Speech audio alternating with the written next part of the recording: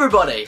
Now, you know, the other day I was sitting in my bed, staring contentedly at the ceiling, yet slowly slipping into madness, and then I thought, how about I make some less splashy, less edited, more bite-sized content to fill the gap in between the 2 weeks of my true videos? What an excellent idea. Oh, you're too kind. Well, I thought it was a thrifty little idea anyway, because I was just thinking, like, 2 weeks to wait for something from me.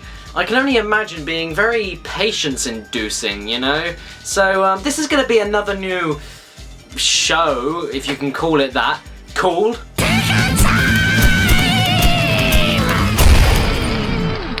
where literally I share my opinions and impressions on any games that I've played recently, anything new or old that I've just picked up and played, any demos that have come out and I've played and had a go at, any gadgets, any new consoles, just, you know, just tinker, you know. Now before you go ape in the comments, please don't get me wrong, everything is still exactly the same, and there's gonna be no replacing of anything, and I'm not gonna get carried away with this and let this dominate my channel. I'm just gonna be doing these little tinker times in between the every fortnight gaps of my main show. So everything is exactly the same, except you're gonna get a tinker time every other week after the normal episodes, unless of course there's a retrospective or yeah, you get me. I immensely respect all of you for being so patient with my upload times, but you know, I have a lot of jobs at the moment and lots of things to sort out, so you know, the bigger uploads just can't be physically made that quickly. So this is just an intimate little sharing video series with you guys. Is that okay? Is that cool?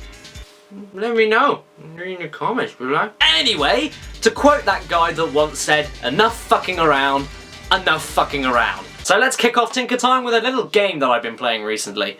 And it's a little one, maybe you've heard of it, I don't know. Luigi's Mansion 2 on the 3DS.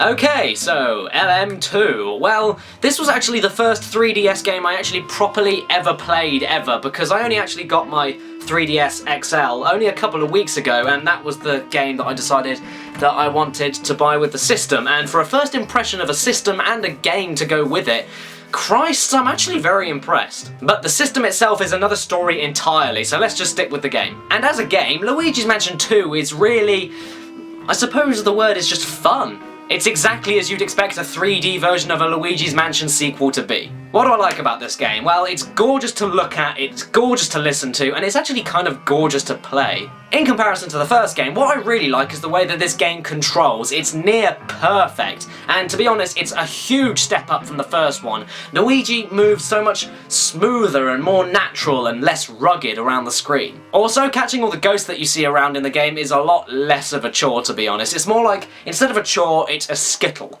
You know, once you just have the one, you want to keep on eating them, and the game's main mechanic, catching ghosts, is exactly like that. It's infinitely more satisfying, which is brilliant. Obviously, the visuals have been upped and they've been tweaked to be much, much crisper, and Nintendo really did take advantage of their 3D magical technology in the system to integrate the ghosts spatially into the game. They really do feel like they're there. They really pop out into your face. Also, using the touchscreen as an objective locator and a constant following map is so much less of a hassle. It's much easier, it's just right there and you can search all the floors. You know, it's everything you'd expect it to be. You also get an upgraded torch, which works a lot like a ray gun to stun the ghosts instead of the whole clumsy point over there, look at it, and then you stun it from the first one, you know, and you can charge it up as well, which means that if there's multiple ghosts in the room, you can stun multiple ones and catch them all in one go much, much easier than the last one.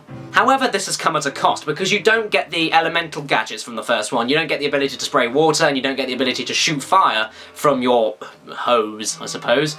But it doesn't matter, because instead of that, you get this kind of reverse torchlight, which goes from light to dark. And what that does is that it finds hidden, very, very well concealed and hidden treasure chests and physical objects and even doors, so you can explore more rooms which you wouldn't be able to get into usually, which is a very, very cool addition to the thing. But the elements are still in this game. The water and the fire all need to be used for something, except you have to carry the water through buckets, and you have to carry the fire by setting things alight and moving it across the room. When you're moving it across the room and trying to move the element from one place to the other, and figuring out what to do with them, that increases the puzzling aspects, and the puzzling aspects in this game are fantastic. The puzzles are completely solid. I mean, I did get stumped once or twice in this game. Another awesome thing, and probably the most notable thing, is the inclusion of multiple mansions, which was a brilliant idea, because I think there are about 5, 6, I can't remember, I don't know. Anyway, regardless, it really keeps the game chugging along. It offers a lot more variety than the first one. Not to say that there was anything wrong with being in one mansion in the first one, but still,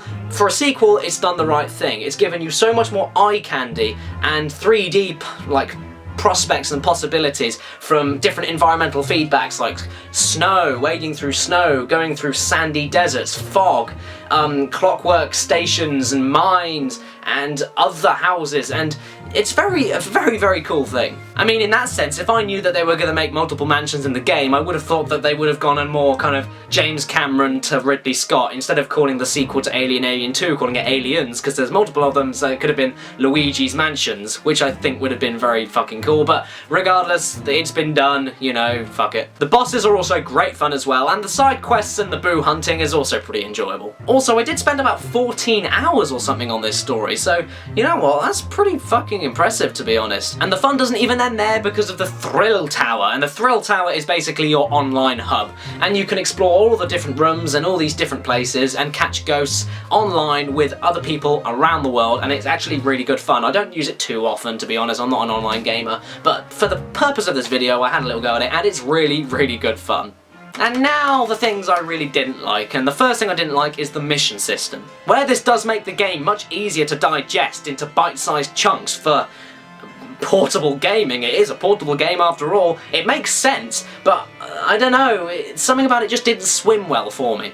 For me, it felt a little bit out of place, and it took a very safe and Mario-esque diversion from the first Luigi's Mansion style. It no longer felt like an adventure anymore. It didn't feel like isolation in a big house in the middle of nowhere. It felt, you always constantly felt insured. In this game you can quit and go to any mission that you want at any point, whenever, however, without hinging more or less any of your progress. So instead of feeling very pressured and truly alone and lost and hopeless in the first game, you feel much kind of safe and peppy in this one, which was a little bit of a turn off for me. Oh yeah, and there's some stupid shit about not being able to carry objects with your Hoover thing, poltergeist Hoover thing, through the doors that you walk through, which doesn't make any sense, and it's very annoying, but then I guess it adds a lot more depth to the puzzling kind of aspect of the game, so meh, it's good, I suppose. Okay, I'm just digressing now. The point I was trying to kind of follow on to from what I just said was the fact that this game has a major lack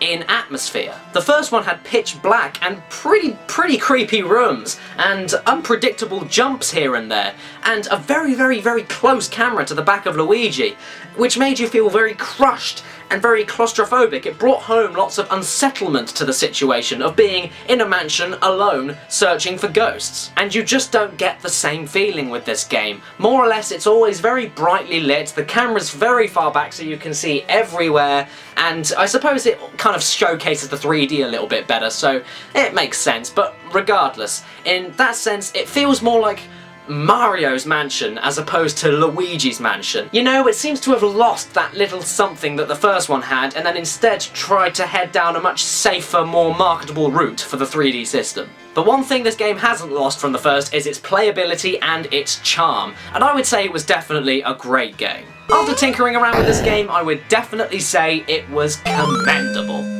It's a fucking solid sequel, and it's actually pretty big for a portable game. It's worth its price tag in nearly all aspects, I would say, and even though I would probably say that I enjoyed this game as much as the first one, I still wouldn't hinge it on the fact that it is still as original and it's still fun enough to stand its own ground amongst all of the other Nintendo sequels out there. And I would definitely say that this was worth adding to your 3DS collection.